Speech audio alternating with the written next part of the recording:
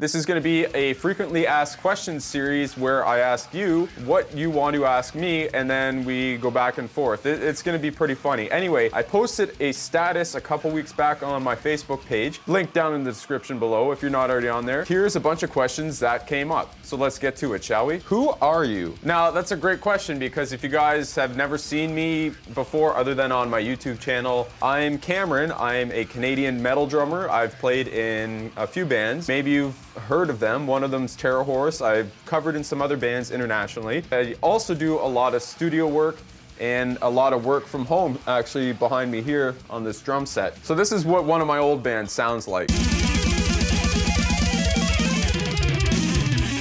Also, if you're not current, I also do column writing and some vlog style lessons on Sick Drummer Magazine's website, and I'll link that down in the description below as well.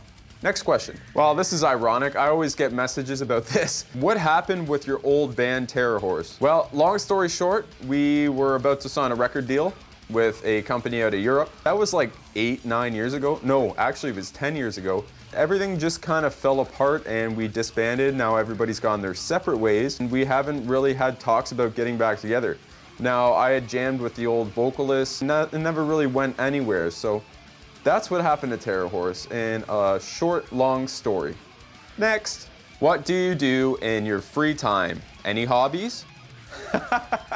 Free time. Oh, that's funny. No, I don't really have any free time. I am keeping pretty busy these days recording, and then I also am able, surprisingly, to hold a day job.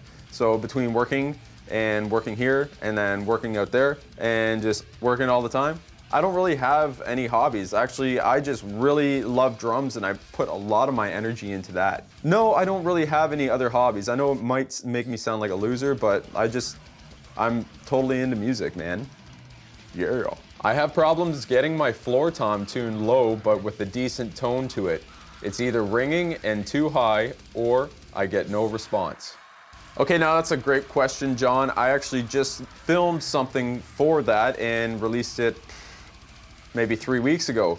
So if you haven't seen it already, I will also put a card up top here where you can check out my tom tuning video. Now keep in mind, that's just tuning tips and tricks that I like to do. So if you want to take those ideas and techniques and then kind of utilize them and make them your own, then by all means do that. But those are a few tips and tricks that I use. You can check them out.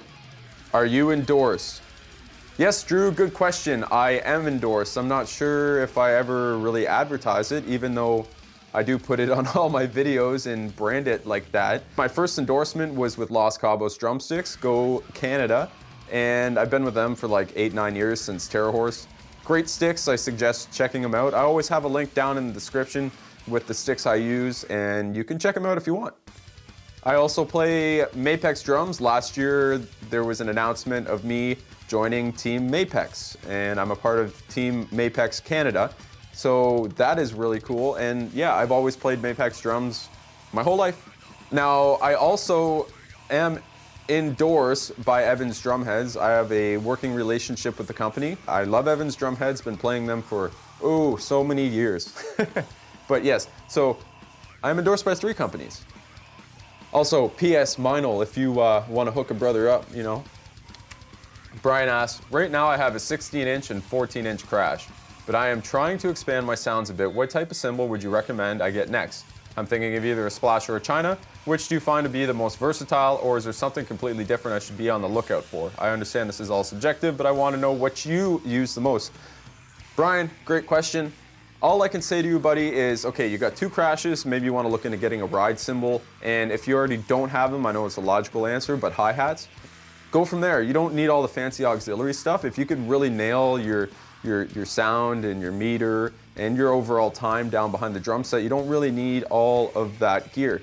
2 crashes, a ride, and hi-hats. Or if you really want to simplify it, sell the crashes, kick, hats, snare. Cool. Could you give me 1 cent?